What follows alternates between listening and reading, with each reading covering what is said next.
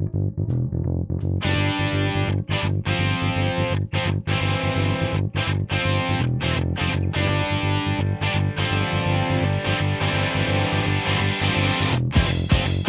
really got it right this third time around. It's a huge game. It appeals to so many different people. We have great marketing support, great support from the whole organization to get the word out there. For me personally, the graphics have made a huge leap forward on the 360 in this version.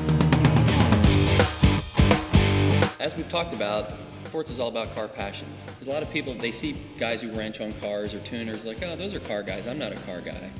Everybody's a car guy. Whether it's that feeling you get when a Ferrari pulls up next to you at a stoplight and you look over and you see this beautiful machine, sculpted lines, form follows function, purpose built for one thing, to go really fast and look really sleek. We talk about the 8-year-old boy who's got the poster of a Lamborghini up on his bedroom wall, or maybe your granddad who wrenches on his old classic Camaro or something like that. This is all car passion. And we want Forza to be a way for people to come in and express that passion for cars in our game. A lot of it's racing, yeah, it's a simulator. You love to come in and race and drive, but you can also tune cars, you can paint cars, you can upgrade them, you can take great pictures, videos of cars, share this with other people online, on Xbox Live, on ForzaMotorsport.net, and kind of use this as a bridge to turn car lovers into gamers and gamers into car lovers. We are trying to bring such a diverse group of people to Forza. That means that not everybody's going to have the same amount of racing skill or racing experience in a game. So therefore, we have to make the game a little bit more approachable, a little bit easier for casual players to get in and have fun. It's still a very realistic simulation under its surface. Think of these assists as layers that get put on top of that. It's not unlike how Ferrari may deal with their cars selling it to the public. The average person that buys a Ferrari, honestly, they're not very good drivers, and they're in a car that has incredible capabilities. So what Ferrari does is they put things like ABS, traction control, stability management, to help make the car more drivable, to make it a little more forgiving of mistakes. So if you get a little bit ham-fisted with it, it doesn't hurt you. In a video game, it doesn't hurt you, but it's not very fun if you're crashing all the time. And we've always had great assists, like the green line that shows you where to go, when to gas, when to brake. Now we've added a couple new assists that are really going to help players, I think, just jump right in and be successful right away. The first one is auto brake, which we call one-button driving. You basically can just keep the throttle pinned, you just hold it open, and the game will brake for you. We know when you need to slow down on the track, so we'll slow the car down for you. All you need to do is just move the thumbstick back and forth to drive and stay on the line. Again, this will help you just be a little bit more successful in the game right off the bat.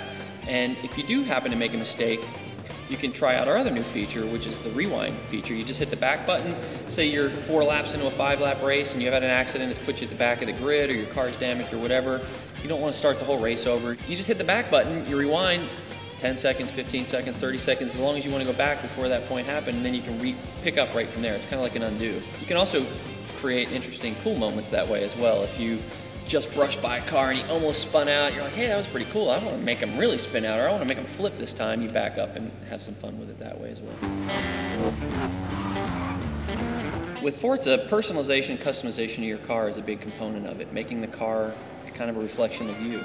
We're embracing that even more this time around. In Forza 2, we were surprised and amazed what people were doing in our stuff. We were convinced that somebody had hacked our system and somehow gotten Photoshop photos onto cars somehow, and sure enough, we went back and deconstructed the layers, and they had done it through our photo editor. We couldn't have expected that kind of great content to come out.